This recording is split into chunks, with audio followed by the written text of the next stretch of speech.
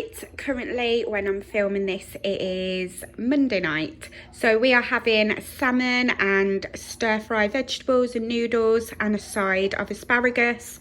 This is mine. As you can see, look at that whopper of a salmon fillet. That is just, oh, amazing.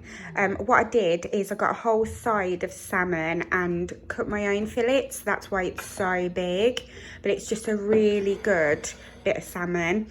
I cut it into 6 pieces, so we have used 2 for this meal, and then we'll have some left over for lunches and things for tomorrow. So yeah, in the vegetables and the noodles, I just put some stir fry in, coriander, some salt, pepper and garlic granules, and there's some onions, mushrooms and carrot in there. So yeah, that's mine. This is Elodie's, and that one is Charlie's. Not gonna lie, I filmed this video ages ago, but I thought I'd show it you anyway. So this is a potato topped pie, chicken and potato. I usually put in asparagus with the chicken, but I've popped in some broccoli this time and some mushrooms. So I've just served it, as you can see, with some sweet corn on the side, and that one's mine. This one is, I think, Charlie's, and that one's Elodie's. And there's some spare. So this is a dinner for tonight, and I have done gammon in the slow cooker. It's been in the slow cooker for about 6.5 hours now. So it has gone a little bit like pulled pork. So it's just shredded up. It's just fell apart. But I'm sure it will taste nice. Just some peas and some homemade chips. I've still got to put my chips on my plate, but the children's, they are cooked. They're just not as crispy as I would like them, so mine are still in the oven, and I've just served theirs now because they are getting hungry. So yeah, that is our dinner for tonight: gammon, chips and peas. This is mine, minus the chips. This is Elodie's and Charlie's. Hi guys, so it is Thursday today and it is just gone 2 o'clock. This has been in the slow cooker for a good couple of hours now. What I've done is I've done a slow cooker pasta sort of meal. So it's basically just using a load of leftovers up, stick it in a slow cooker with a bit of a tomato base, and I've just chucked in some raw, like dry pasta just to cook. So yeah, literally just using whatever leftovers we've had in from sort of the last couple of days or so. So I've just got in some gammon that we had for last night's dinner, some shredded gammon. Also some broccoli that we had earlier on in the week as well. I've just cut that really finely up, pop that in there, some peas, a bit of half a red onion that was left that needed using up, a couple of tomatoes that we needed using up, and we didn't have any chopped tomatoes, which is what I usually use for my base of a pasta. So instead I've used a High's cream of tomato soup as the base, and I've popped in salt, pepper.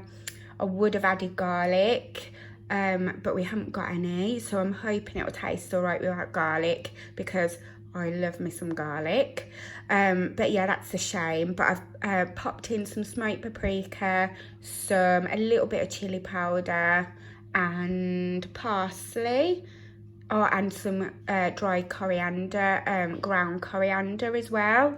I just raided my mum's herbs and spices drawer basically, and just added what I thought in. So yeah, that is it. So I'm just gonna pop the lid on now and let that sit there for about 40 minutes until the pasta's all cooked. And then I'm going to serve it up and we'll just reheat it later. Or I might leave it in this slow cooker. My mum has got one and it's got a little warming setting here. So I might see how I go, and I might just keep it on the warming setting until I need to dish that up. I don't know. So yeah, that's what we're having tonight. I'll show it you later on when I've plated it up. Right guys, this is the pasta dished up.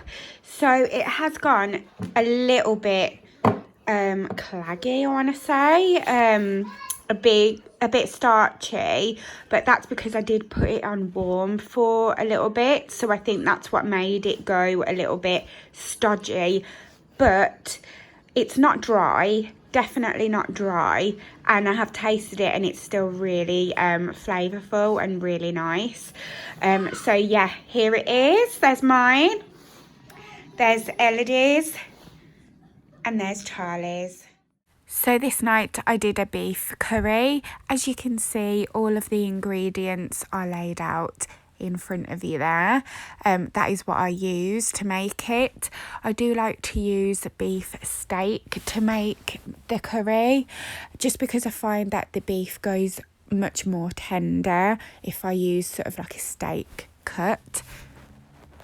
So this is the children's curry all served up. I did pop some milk in theirs just to make it not be as spicy, basically. So that's why it looks how it does. So that's Elodie's and that's Charlie's. And this one's mine, and it was delicious. I did put some spinach through it as well, and it was so tasty. I remember this night, it was a night when I couldn't really be bothered to cook. So, I mean, beans and jacket potatoes saved the day. So it's Tuesday when I'm filming this one, and this is tonight's dinner. So I've just done quite plain chicken thighs tonight, not really put much on there, just some garlic granules and some dried sage. Done a big salad on the side, new potatoes, corn on the cob, and I've just popped on the side some jerk hot sauce, the Ancona one, and some lighter than light mayo.